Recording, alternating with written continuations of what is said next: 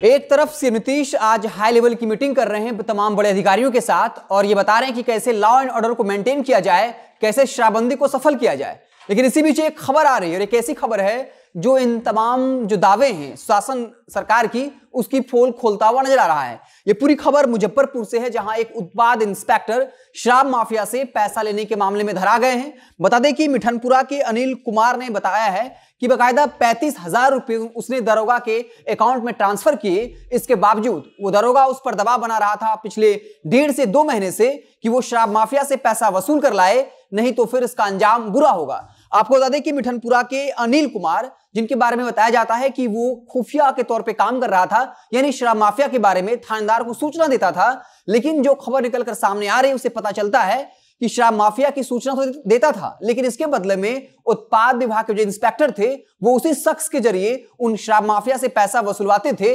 और फिर उन शराब माफिया को छोड़ देते थे।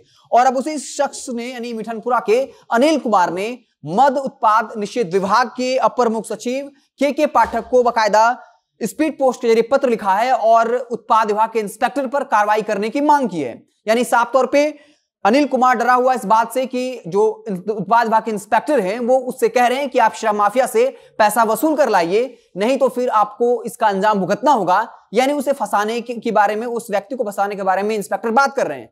वहीं एक ऑडियो भी वायरल हुआ है जो इस दरोगा के बारे में जो आरोप लगा रहा है इसको कहीं ना कहीं बल देता है, क्योंकि उस ऑडियो में 2 शराब माफिया बात कर रहा है कि फला दरोगा साहब को 2 लाख रुपए दिए गए हैं और उन्होंने एक बड़े शराब माफिया को छोड़ दिया है, जिसके बाद अब उस दरोगा की परेशानी बढ़ सकती है। इस मसले पर जब उत्पाद विभाग एवं मद निषेध विभाग के एसपी से बातचीत की गई तब उन्होंने कहा कि कोई किसी भी स्थानीय शख्स ने उनसे शिकायत नहीं की है, अगर शिकायत की जाती है तो कार्रवाई होगी। हालांकि इसको लेकर जब उस अनिल कुमार ने मद निषेध एवं उत्पाद विभाग के अपर मुख्य सचिव के पाठक को स्पीड पोस्ट के जरिए पत्र लिखा है और ये मामला अब मीडिया में आ चुका है, तो दरोगा साहब पर गाज गिरने तय है। लेकिन गाज गिरने के नाम पर होता क्या है? बस ये होता है कि हालिया दिनों के लिए, कुछ महीनों के लिए सस्पेंड कर दिया जाता है और उसके बाद फिर से उन्हें बहाल कर दिया जाता है। जबकि अगर कोई शराब का एक बोतल पीते हुए या उसके पास से पाया जाता है तब उसे सालों में जेल में रखा जाता है। लेकिन दरोगा साहब पर जब यह आरोप लगता है और कई बार यह आरोप साबित भी हो जाता है, और ये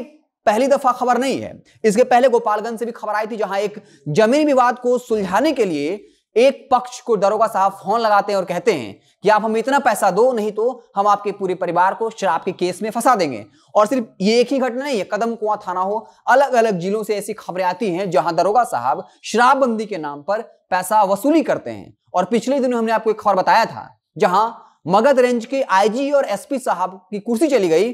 कुर्सी इसलिए गई क्योंकि आईजी साहब जिसे फंसाते थे उसे एसपी साहब बचाते थे और एसपी साहब जिसे बचाते थे उसे आईजी साहब फंसा देते थे, और इसलिए आईजी साहब की और एसपी साहब की दोनों की कुर्सी चली गई। यानी ये बताया जा रहा था कि आप लोग जो है मलाई खाइए और हमें भी खिलाइए, मतलब नेताओं को भी खिलाइए, लेकिन ये बात बाहर नहीं आनी चाहिए। और उसके बाद आईजी साहब और एसपी साहब की कुर्सी चली गई।